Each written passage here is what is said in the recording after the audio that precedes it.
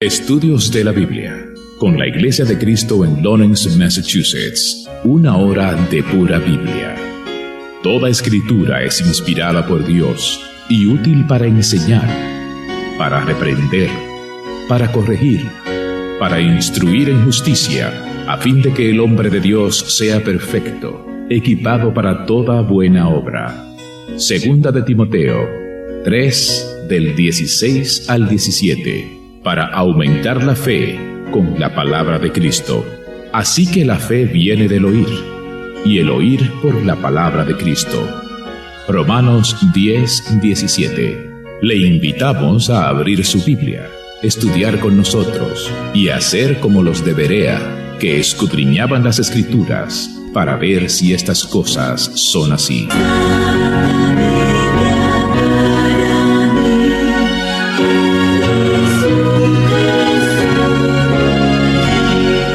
Muy buenas tardes, tengan todos, queridos amigos, queridos hermanos. Una vez más, la Iglesia de Cristo de la ciudad en Lawrence te presenta su espacio radial, Estudios de la Biblia. En el día de hoy, nuestro episodio número 30.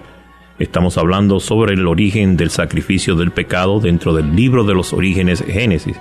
Y queremos pues invitarte a que busque tu Biblia y vea y compare cada una de las cosas que nosotros aquí decimos. Escudriñala, investígala y estúdiala, porque de esa forma puedes darte cuenta si realmente estamos hablando lo que la Biblia dice. Buenas tardes, hermano David Helio. Buenas tardes, Ángel, y buenas tardes a todos los radioescuchas. Estamos hablando de un tema muy importante en la Biblia, que es el sacrificio por el pecado. La Biblia habla de diferentes clases de sacrificios y ofrendas, y de hecho vamos a hablar un poco sobre el tema en general, pero definitivamente concentrándonos más en el sacrificio por el pecado, porque podemos decir que el único problema que tiene el ser humano, entre muchos que creemos que tenemos, es el pecado. Y podemos decir que todos los problemas que tenemos que no son de pecado vienen directo o indirectamente como consecuencia del pecado. Sabemos que nosotros no podemos salvarnos a nosotros mismos. Nosotros no podemos quitar nuestros pecados. Aunque dejemos de pecar por un tiempo o por el resto de la vida, quedan los pecados pasados que no son perdonados sin un sacrificio. Y como sabemos, sin el sacrificio perfecto de Cristo Jesús. Este concepto es tan importante que Dios utilizó más de 4,000 años para enseñar a la humanidad la importancia del sacrificio, para que cuando viniera Cristo ya se podría entender lo que Dios requiere para perdonar los pecados en los sacrificios. Vemos desde el principio de Génesis, Caín y Abel hacen ofrendas a Dios. Dios acepta la ofrenda de Abel y no acepta la ofrenda de Caín. Sabemos, según el libro de Hebreos, que Abel fue aceptado en su sacrificio porque lo ofreció con fe. También vimos en Isaías 1 que Dios acepta los sacrificios cuando se ofrecen de corazón, no que uno está haciendo un rito religioso y el corazón está lejos de Dios. Vimos también que Noé, al salir del arca, después de que Dios destruyó el mundo entero con agua, pues él hace sacrificio de los animales limpios que él había entrado en el arca con él. Y vimos también que ya comienza a hablar la Biblia de la importancia de la sangre. Dios da una ordenanza a Noé de que ya el hombre no puede comer carne, pero no puede comer la sangre, porque la sangre ocupa un lugar muy importante en el plan de Dios de salvación en los sacrificios. Esta ley se repite en la ley de Moisés, en Levítico 17, donde existe la prohibición de comer sangre, porque la sangre era dedicada especialmente en los sacrificios, que la vida está en la sangre. Y en el Nuevo Testamento, Hebreos 9:12, donde dice que él entró en el lugar santísimo una vez para siempre, no por medio de la sangre de machos cabríos y becerros, sino por medio de su propia sangre, obteniendo redención eterna. Porque si la sangre de los machos cabríos y de los toros y la ceniza de la novilla rociada sobre los que se han contaminado santifica para la purificación de la carne, cuánto más la sangre de Cristo, quien por el Espíritu Eterno, Él mismo se ofreció sin mancha a Dios, purificará nuestra conciencia de obras muertas para servir al Dios vivo. Vemos la importancia de la sangre. La vida está en la sangre, la paga del pecado es muerte, y tenía que sacar en el Antiguo Testamento la muerte, o sea, tenía que sacar la vida del animal para que muriera en propiciación por los pecados. Pero ahora tenemos un sacrificio perfecto en Cristo Jesús, que dio su sangre una vez para siempre. Y ahora, desde Winter Park, Florida, Carlos Pérez nos trae el Salmo de la Semana. Que la gracia de Dios, el amor de nuestro Señor Jesucristo y la comunión del Espíritu Santo habite en cada corazón. Hoy nos toca leer el Salmo capítulo 11, versículo 4, como el Salmo de la semana. El Señor está en su santo templo. El trono del Señor está en los cielos. Sus ojos contemplan, sus párpados examinan a los hijos de los hombres. David les enseña a estos consejeros en quien él tiene su fe y su confianza, en el único Dios verdadero, en quien todo lo ve, todo lo sabe, en el alto y sublime. Muchos confían en otras cosas en medio de sus problemas y dificultades. Por ejemplo, en el Salmo capítulo 20, versículo 7 dice: algunos confían en carros y otros en caballos, pero nosotros en el nombre del Señor, nuestro Dios, confiaremos. Así aquí vemos un grupo que confían en carros y en caballos, en lo material, se sienten seguros con tener estas propiedades y en este caso militar, fuerza, poder. Otros confían en otras cosas, por ejemplo, Proverbios capítulo 23, versículos 4 y 5 dice: no te fatigues en adquirir riquezas. Deja de pensar en ellas. Cuando pones tus ojos en ella, ya no está. Porque la riqueza ciertamente se hace alas, como águila, que vuela hacia los cielos. Así que estas personas que ponen su confianza en las cosas, todos estos temporeros, se va a ir algún momento dado. Pero David ha decidido confiar en Dios.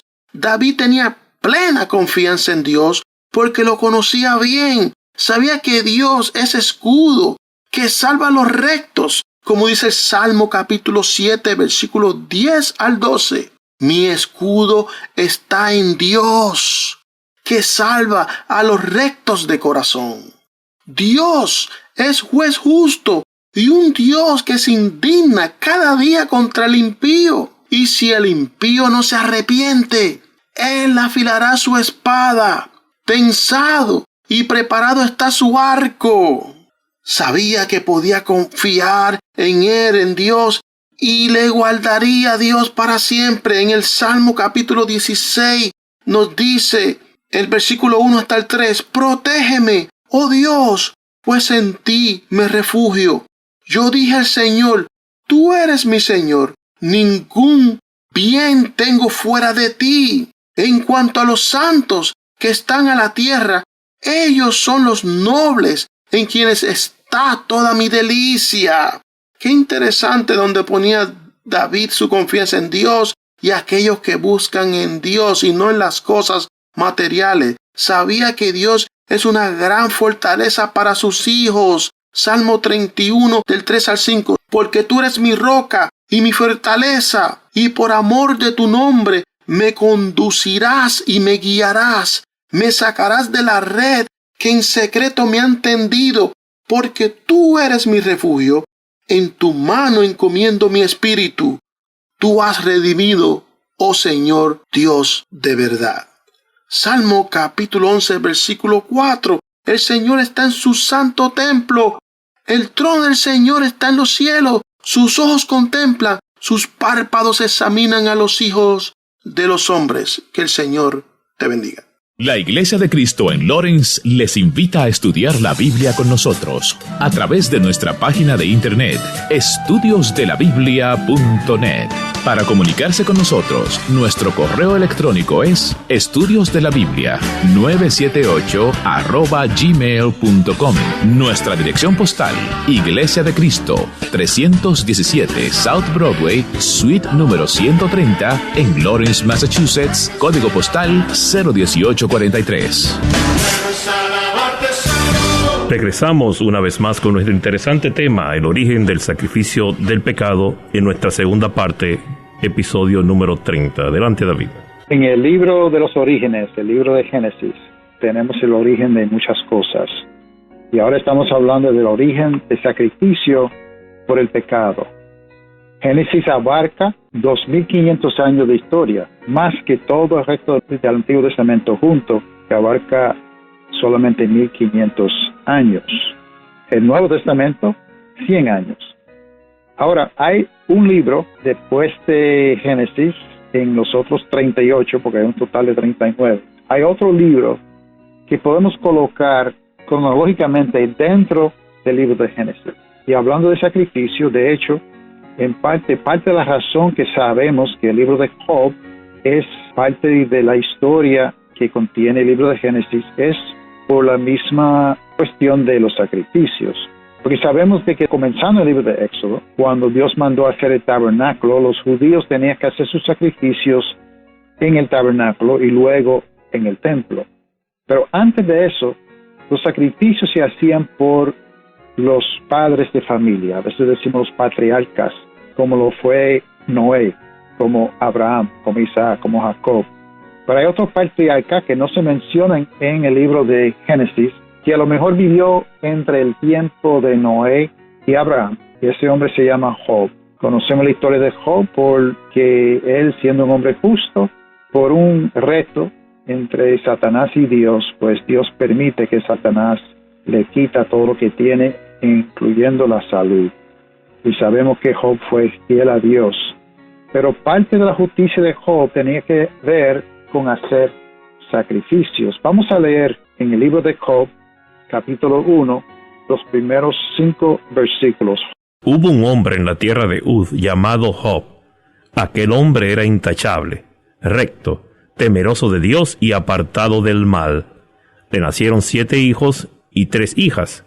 Su hacienda era de 7,000 ovejas, 13,000 camellos, 500 yuntas de bueyes, 500 asnas y muchísima servidumbre.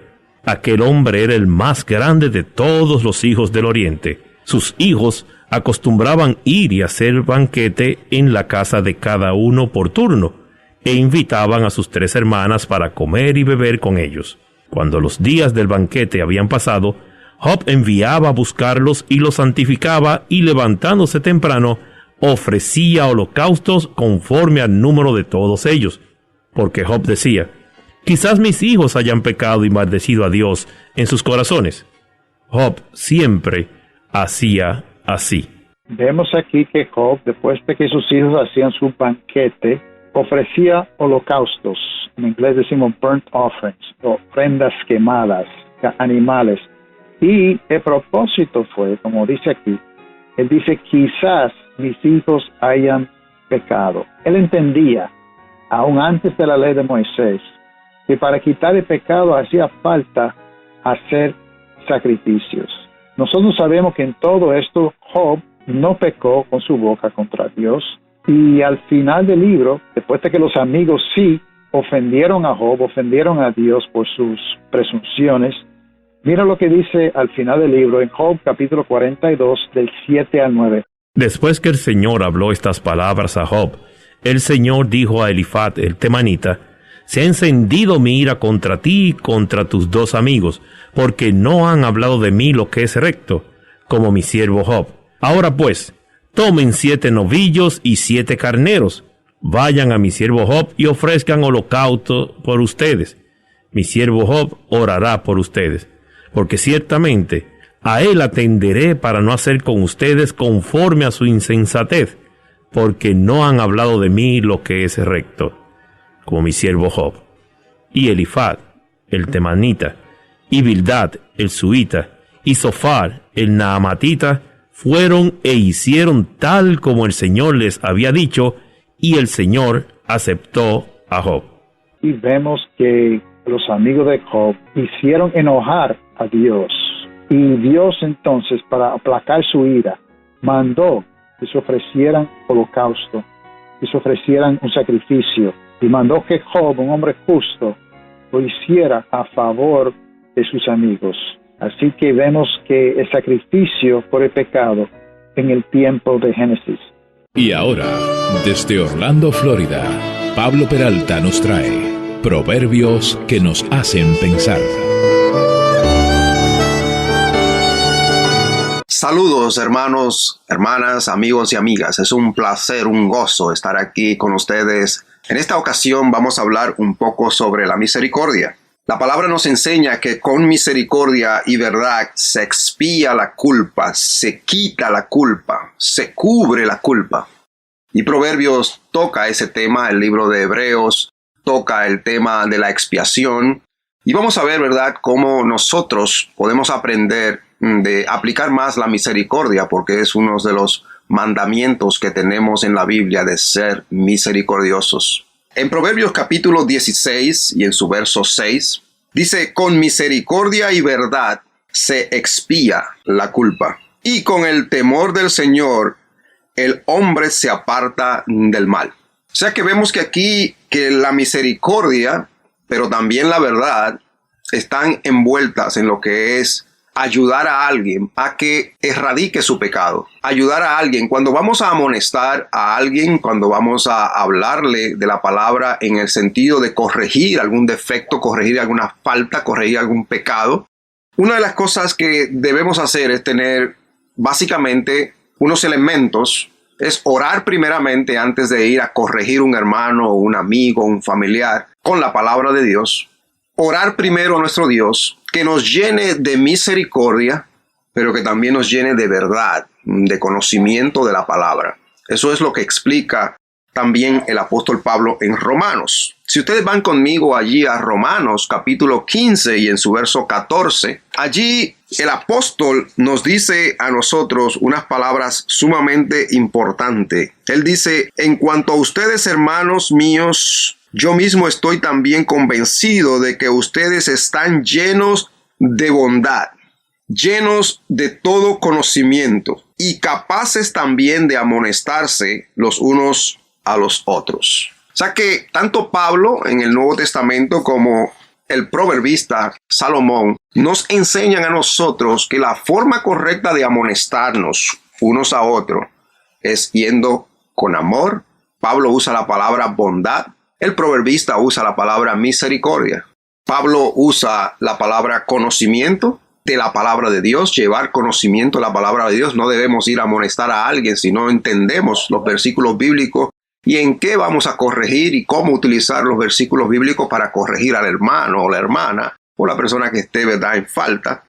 Y el proverbista usa la palabra verdad, la verdad de Dios. ¿Cuán difícil es amonestar a un hermano? Es una de las facetas más difíciles del cristianismo, cuando un hermano está en pecado y tenemos que ir a corregirlo. Cuán difícil incluso para nosotros ser corregidos también. Pero cuando vamos con amor, con misericordia y con la verdad de la palabra, eso hace que el trabajo sea más fácil, porque no eres tú, no soy yo, sino que es la palabra la que va a trabajar en la vida de esa persona. Santiago capítulo 5 y en su verso 19 dice: hermanos míos, si alguien de entre vosotros se extravía de la verdad y alguien le hace volver, sepa que el que hace volver a un pecador del error de su camino, salvará su alma de muerte y cubrirá multitud de pecados. Entonces es importante para nosotros entender que realmente a veces los hermanos se extravían, a veces nos extraviamos, pero la verdad debe estar imperada en la amonestación, pero también debe estar el amor, debe estar la bondad, debe estar el deseo de querer ayudar realmente a esa persona. La persona que está siendo amonestada debe tener el espíritu de Cristo para recibir la amonestación y aceptar su falla, aceptar su culpa, confesar que sí, realmente ha fallado. La persona que va a amonestar debe ir con el Espíritu de Cristo, llevando dos cosas: la bondad y el conocimiento de la palabra de Dios. Dios me los bendiga. Los hermanos de la Iglesia de Cristo en la ciudad de Lawrence, Massachusetts, te invitan a participar en clases bíblicas gratis a través de Zoom y WhatsApp. Para información de cómo recibir estas clases bíblicas gratis, comuníquese al 351-209-5388. 351-209-5388. El tiempo se está agotando. La palabra de Dios en Isaías 55, del 6 al 7, dice lo siguiente: Buscad al Señor mientras pueda ser hallado. Llamadle en tanto que está cerca. Abandone el impío su camino, y el hombre malvado sus pensamientos, y vuélvase al Señor, que tendrá de él compasión, al Dios nuestro, que será amplio en perdonar. Clases bíblicas gratis a tu disposición a través de Zoom y WhatsApp, llamando al 351-209-5388. Te invita la Iglesia de Cristo en Lawrence, Massachusetts. Una vez más agradecemos tu sintonía a este importante tema del día de hoy dentro del libro de los orígenes, el origen del sacrificio por el pecado. Adelante, David. Dios desde temprano enseñó al hombre la importancia de hacer sacrificios por el pecado. Para tener una relación con Dios, el hombre tenía que acercarse a Dios con sacrificios, con esa clase de adoración. En la vida de Abraham vemos esto claramente, y vamos a leer en Génesis capítulo 12, donde él entra en la tierra prometida. En Génesis capítulo 12, de versículos 6 al 9, y estamos usando la versión Nueva Biblia de las Américas. Abraham atravesó el país hasta el lugar de Siquén, hasta la encina de Moré. Los cananeos habitaban entonces en esa tierra. El Señor se apareció a Abraham y le dijo: a tu descendencia daré esta tierra. Entonces Abraham edificó allí un altar al Señor que se le había aparecido. De allí se trasladó hacia el monte al oriente de Betel y plantó su tienda, teniendo a Betel al occidente y a Ahí al oriente. Edificó allí un altar al Señor e invocó el nombre del Señor, y Abraham siguió su camino, continuando hacia el Neguev. Así que Abraham hizo dos altares, uno en Siquem y otro en Betel, cuando llegó a la tierra prometida. Él después bajó a Egipto por un tiempo, y cuando regresó, pues volvió al altar que había hecho en Betel y invocó el nombre del Señor. No lo vamos a leer, pero eso está en Génesis 13, del 1 al 4. Más adelante en capítulo 13, donde se separa de Lot. Y mira lo que dice en Génesis 13, 17 al 18. Levántate, recorre la tierra a lo largo y a lo ancho de ella, porque a ti te la daré. Entonces Abraham levantó su tienda y fue y habitó en el encinar de Mamré, que está en Hebrón, y allí edificó un altar al Señor. Hasta ahora hemos visto por lo menos 3 altares que hizo Abraham. Uno en Siquem, otro en Betel, otro en Hebrón. Más adelante Dios va a mandar que haya un solo altar, pero ya en este tiempo los patriarcas, ellos adoraban a Dios donde quiera que estuvieran. Vamos a ver también cuando Dios le hace la promesa de tierra, que lo repite varias veces. Vamos a leer en Génesis 15, 8 al 18. Entonces Abraham le preguntó: «Oh Señor Dios, ¿cómo puedo saber que la poseeré?» El Señor le respondió: «Tráeme una novilla de 3 años, una cabra de 3 años, un carnero de 3 años y una tórtola y un pichón». Abraham le trajo todos estos, los partió por la mitad y puso cada mitad enfrente de la otra, pero no partió las aves. Y las aves de rapiña descendían sobre los animales sacrificados, pero Abraham las ahuyentaba. A la puesta del sol, un profundo sueño cayó sobre Abraham. El terror de una gran oscuridad cayó sobre él. Y Dios dijo a Abraham: «Ten por ciento que tus descendientes serán extranjeros en una tierra que no es suya, donde serán esclavizados y oprimidos durante 400 años. Pero yo también juzgaré a la nación a la cual servirán, y después saldrán de allí con grandes riquezas. Tú irás a tus padres en paz, y serás sepultado en buena vejez. En la cuarta generación ellos regresarán acá, porque hasta entonces no habrá llegado a su colmo la iniquidad de los amorreos.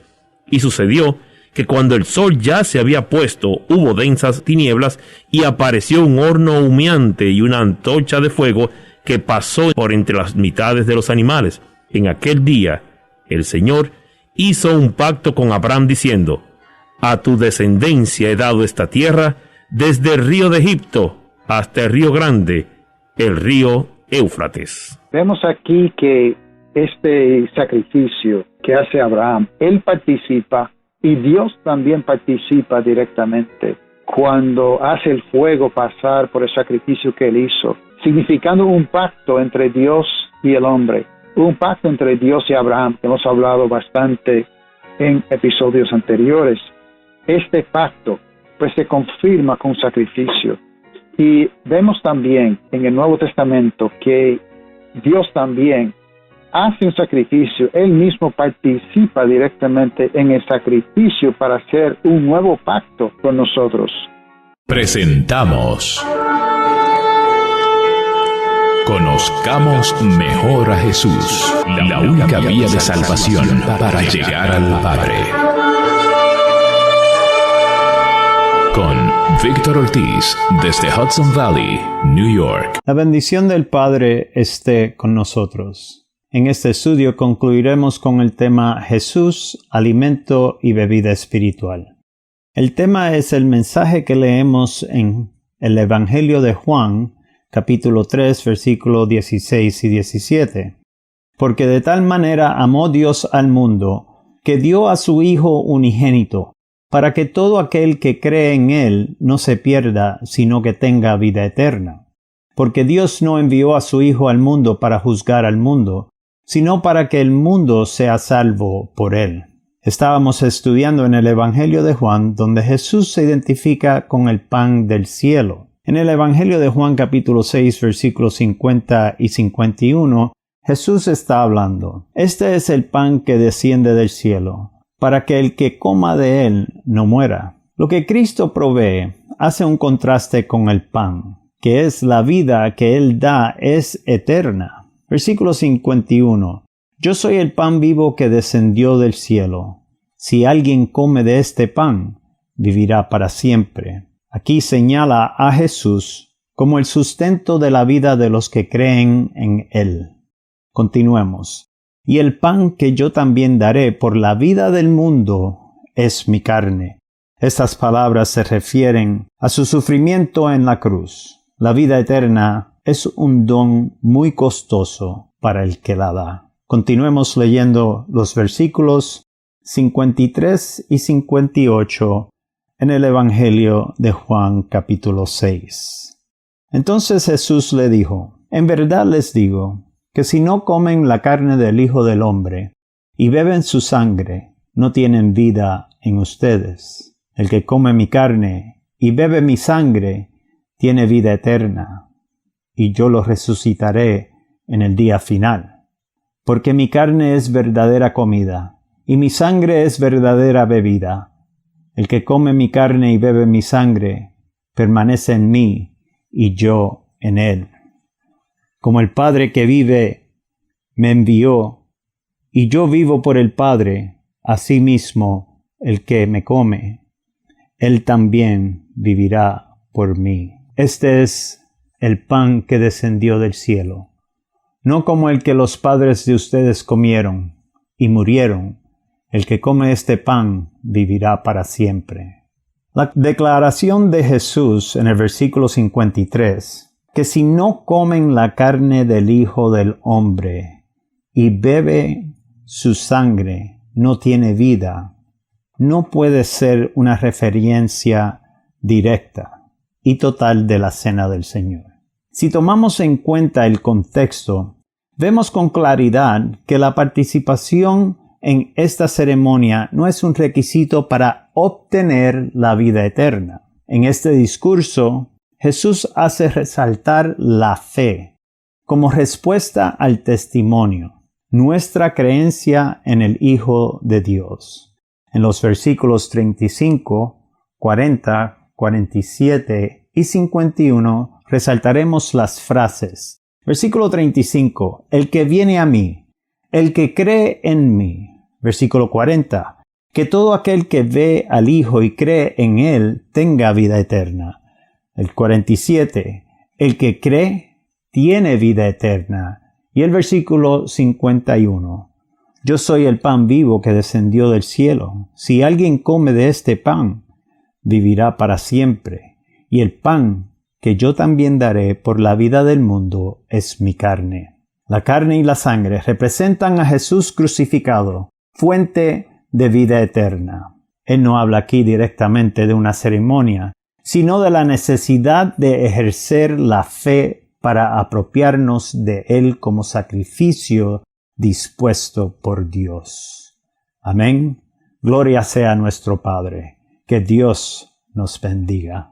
La Iglesia de Cristo en Lawrence les invita a estudiar la Biblia con nosotros a través de nuestra página de internet estudiosdelabiblia.net.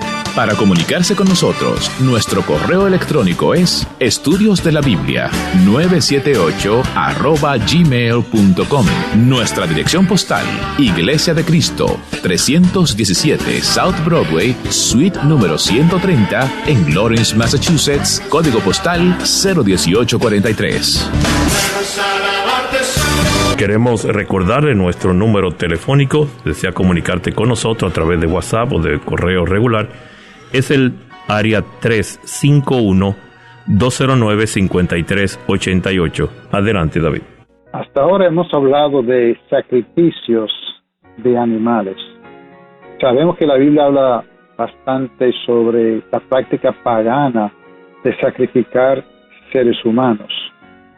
Sin embargo, vemos en una de las pruebas más fuertes que se da a un ser humano, una prueba de fe. Dios le pide a Abraham, le manda a Abraham sacrificar su único hijo. Vamos a leer esto en Génesis capítulo 22, de 1 al 14. Aconteció que después de estas cosas, Dios probó a Abraham y le dijo: Abraham. Y él respondió: aquí estoy. Dios dijo: toma ahora tu hijo, tu único, a quien amas, a Isaac, y ve a la tierra de Moriah, y ofrécelo allí en holocausto sobre uno de los montes que yo te diré. Abraham se levantó muy de mañana, aparejó su asno, y tomó con él a 2 de sus criados y a su hijo Isaac. También partió leña para el holocausto y se levantó y fue al lugar que Dios le había dicho. Al tercer día, alzó Abraham los ojos y vio el lugar de lejos. Entonces Abraham dijo a sus criados: quédense aquí con el asno. Yo y el muchacho iremos hasta allá, adoraremos y volveremos a ustedes. Tomó Abraham la leña del holocausto y la puso sobre Isaac su hijo, y tomó en su mano el fuego y el cuchillo. Y los dos iban juntos. Isaac habló a su padre Abraham: Padre mío. Y él respondió: aquí estoy, hijo mío. Aquí están el fuego y la leña, dijo Isaac, pero ¿dónde está el cordero para el holocausto? Y Abraham respondió: Dios proveerá para sí el cordero para el holocausto, hijo mío. Y los dos iban juntos. Llegaron al lugar que Dios le había dicho, y Abraham edificó allí el altar, arregló la leña, ató a su hijo Isaac y lo puso en el altar sobre la leña. Entonces Abraham extendió su mano y tomó el cuchillo para sacrificar a su hijo. Pero el ángel del Señor lo llamó desde el cielo y dijo: Abraham, Abraham. Y él respondió: aquí estoy. Y el ángel dijo: no extienda tu mano contra el muchacho ni le hagas nada, porque ahora sé que temes a Dios, ya que no has rehusado tu hijo, tu único. Entonces Abraham alzó los ojos y miró, y vio un carnero detrás de él trabado por los cuernos en un matorral. Abraham fue, tomó el carnero y lo ofreció en holocausto en lugar de su hijo. Y Abraham llamó a aquel lugar con el nombre del Señor proveerá, como dice hasta hoy: en el monte del Señor se proveerá. La primera pregunta que nos viene a la mente es: ¿cómo es posible que un hombre justo como Abraham decide cumplir con el mandamiento de sacrificar a su hijo. Esto parece una abominación. Sin embargo, Abraham tenía fe. Y era más fuerte todavía porque Isaac era el hijo de la promesa. Toda la promesa que Dios hizo para el futuro de la descendencia de Abraham tenía que ir por medio de Isaac. Hebreos 11 nos explica cómo fue posible, qué estaba pensando Abraham cuando iba a sacrificar a su hijo. Vamos a leer Hebreos 11, 17 al 19. Por la fe, Abraham, cuando fue probado, ofreció a Isaac, y el que había recibido las promesas ofrecía a su único hijo. Fue a él a quien se le dijo: en Isaac te será llamada descendencia. Él consideró que Dios era poderoso para levantar aún de entre los muertos, de donde también, en sentido figurado, lo volvió a recibir. Recuerden que Moisés había dicho a sus criados: volveremos a ustedes, cuando salió con Isaac. Él tenía fe de que iba a sacrificar a Isaac y que Dios ahí mismo lo iba a resucitar, porque él pensaba que iba a volver con él. Y por eso es que pudo hacerlo, pero aún así fue muy fuerte para él hacerlo. Dios tenía otro plan. Y aquí, en este caso, vemos dos lecciones importantísimas con relación al sacrificio. Primeramente, que sí hacía falta el sacrificio de un ser humano para la salvación de la humanidad. El sacrificio del único hijo de Dios, como Isaac era el único hijo de Abraham. El único hijo de Dios fue sacrificado. En este caso no hubo sustituto, sino que él mismo fue el sustituto por nosotros.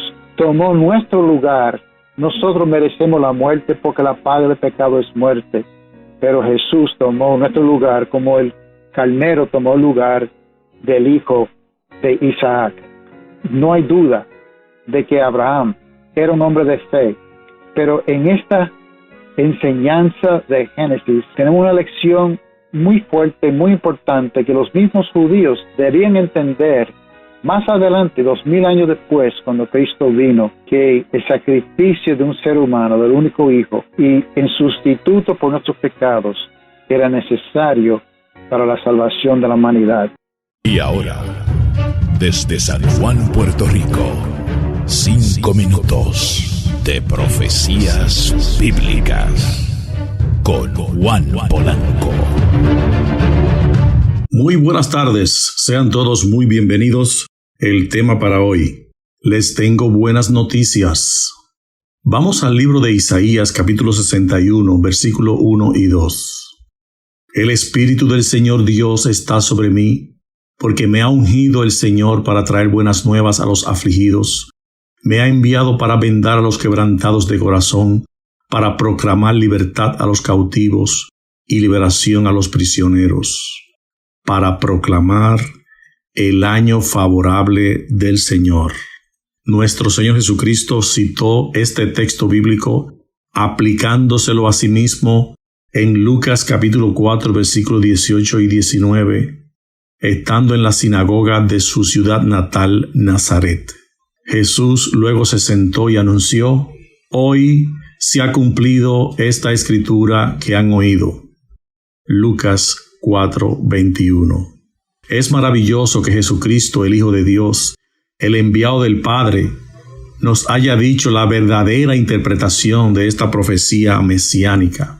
Jesús el Mesías, el Hijo del Dios Altísimo, vino a enseñarnos acerca de la conversión de cada uno de nosotros hacia nuestro Dios para libertarnos del pecado. Jesús estuvo predicando a los habitantes de Galilea y se difundió su fama por toda la tierra de alrededor.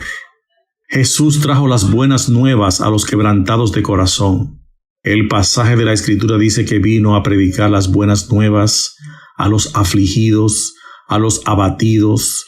Él vino a vendar a los quebrantados de corazón. Él vino a consolar a todos los enlutados. Gracias sean dadas a Dios, nuestro Padre, porque nos ha permitido vivir en los días de las buenas nuevas, la época del Evangelio de la paz.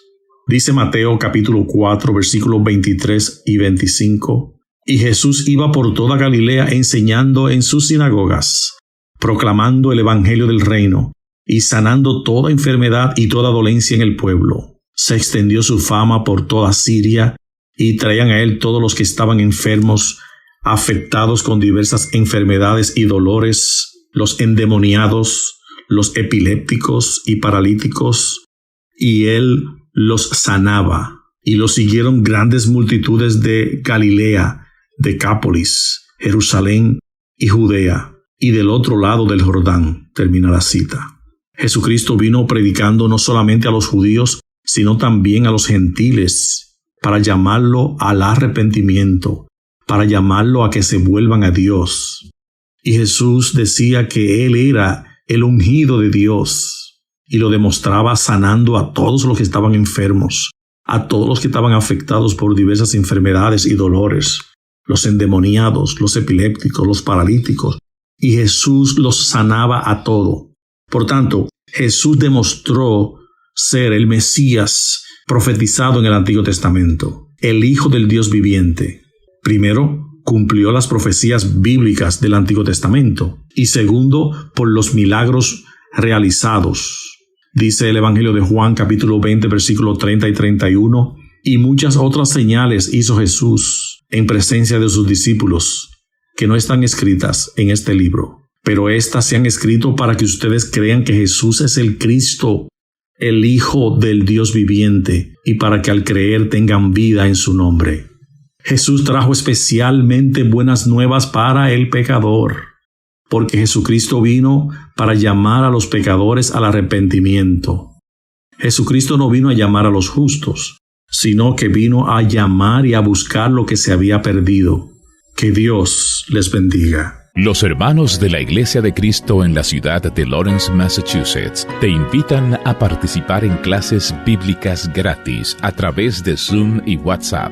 Para información de cómo recibir estas clases bíblicas gratis, comuníquese al 351-209-5388. 351-209-5388. El tiempo se está agotando. La palabra de Dios en Isaías 55, del 6 al 7, dice lo siguiente: Buscad al Señor mientras pueda ser hallado. Llamadle en tanto que está cerca. Abandone el impío su camino, y el hombre malvado sus pensamientos, y vuélvase al Señor, que tendrá de él compasión, al Dios nuestro, que será amplio en perdonar. Clases bíblicas gratis a tu disposición a través de Zoom y WhatsApp, llamando al 351-209-5388. Te invita la Iglesia de Cristo en Lawrence, Massachusetts. En nuestro último segmento correspondiente a nuestro episodio número 30, regresamos una vez más con nuestro hermano David Elio en la conclusión del tema de hoy. Vimos que Abraham demostró su fe ofreciendo su hijo, que Dios sustituyó su hijo por un animal. Vamos a leer en Santiago 2 algo muy interesante sobre este sacrificio de Abraham. Santiago 2, 19 al 24. Tú crees que Dios es uno, haces bien. También los demonios creen y tiemblan. Pero ¿estás dispuesto a admitir, oh hombre vano, que la fe sin obra es estéril? ¿No fue justificado por las obras Abraham, nuestro padre, cuando ofreció a su hijo Isaac sobre el altar? Ya ves que la fe actuaba conjuntamente con sus obras, y como resultado de las obras le fue perfeccionada, y se cumplió la escritura que dice: y Abraham creyó a Dios y le fue contado por justicia, y fue llamado amigo de Dios. Ustedes ven que el hombre es justificado por las obras y no solo por la fe. Las obras tienen una parte importantísima en nuestra relación con Dios. Primeramente, el amor de Dios no es un amor hueco, es un amor con obras. Dios da a su Hijo unigénito, igual que Abraham dio a su Hijo unigénito. Y también vemos la fe de Abraham, que la fe de Abraham era con obras. No era una fe hueca, una fe que obedecía. Una fe que no obedece a Dios es una fe que no sirve. Es importante ver la importancia de las obras, que no es solamente por la fe, como algunos alegan. Lo dice claramente Santiago 2:24, que fue justificado por obras y no solo por la fe, una fe que obra. Ahora vemos que además de Abraham, Isaac y Jacob también hacían sus sacrificios, hacían sus altares. Vemos primeramente que Isaac hizo un altar en Beerseba. Vamos a leer Génesis 26, 23 al 25. De allí subió Isaac a Beerseba. El Señor se le apareció aquella misma noche y le dijo: Yo soy el Dios de tu padre Abraham, no temas, porque yo estoy contigo y te bendeciré y multiplicaré tu descendencia por amor de mi siervo Abraham. Y allí Isaac construyó un altar e invocó el nombre del Señor y plantó allí su tienda, y allí abrieron los siervos de Isaac un pozo. Igual que Abraham hizo altares en Siquem, en Betel, en Hebrón, aquí ahora Isaac hace un altar en Beerseba. Vemos también que su hijo Jacob hizo un sacrificio en el tiempo que se escapó de Labán, y Labán se encontró con él y hicieron un pacto y hacían un sacrificio en el monte. Luego, al encontrarse con Esaú, también en Génesis 33, también en la ciudad de Siquem, él levantó un altar a Dios cuando se hizo el pacto con Esaú. También vemos en Génesis 35 que Jacob hace un altar también en Betel, como hizo Abraham, su abuelo. Un altar en Betel, ese lugar de Betel que los patriarcas adoraban a Dios allí, entre otros sitios, pues luego adelante llegó a ser un tropiezo para Israel cuando hicieron un becerro de oro en Betel. Pero originalmente sí, los patriarcas adoraban al Dios verdadero en estos sitios. Vemos también que cuando Jacob por fin llega la noticia de que está vivo José y está en Egipto, y él va a bajar a Egipto, antes de ir al Egipto, él también va al lugar donde su padre Isaac había hecho un altar, y en Génesis 46, vamos a leer Génesis 46, del 1 al 4. Israel salió con todo lo que tenía y llegó a Beerseba, y ofreció sacrificios al Dios de su padre Isaac. Y Dios habló a Israel en una visión nocturna, y dijo: Jacob, Jacob. Y él respondió: Aquí estoy. Y él dijo: Yo soy Dios, el Dios de tu padre. No temas descender a Egipto, porque allí te daré una gran nación. Yo descenderé contigo a Egipto, y ciertamente yo también te haré volver, y José cerrará tus ojos. Así que vemos desde el libro de Génesis, desde el principio del mundo y a través de la historia de los patriarcas, el contacto entre Dios y los hombres. El hombre, que siempre vemos que hay sacrificios envueltos, hay sacrificio por el perdón de pecados, sacrificio para hacer pactos con Dios. La importancia de los sacrificios se ve. La semana que viene, si Dios quiere, vamos a seguir con este tema para hablar de cómo es que los sacrificios y ofrendas que comienzan en Génesis eran en preparación para la ley. Y los sacrificios en la ley era preparación para el Cristo. Y para terminar, veremos cómo es que el sacrificio de Cristo hecho una vez para siempre nos quita el pecado, y cuáles son los sacrificios también que nosotros como cristianos debemos hacer. Que Dios les bendiga. Los hermanos de la Iglesia de Cristo en la ciudad de Lawrence, Massachusetts, te invitan a participar en clases bíblicas gratis a través de Zoom y WhatsApp. Para información de cómo recibir estas clases bíblicas gratis, comuníquese al 351-209-5388. 351-209-5388. El tiempo se está agotando. La palabra de Dios en Isaías 55, del 6 al 7, dice lo siguiente: Buscad al Señor mientras pueda ser hallado. Llamadle en tanto que está cerca.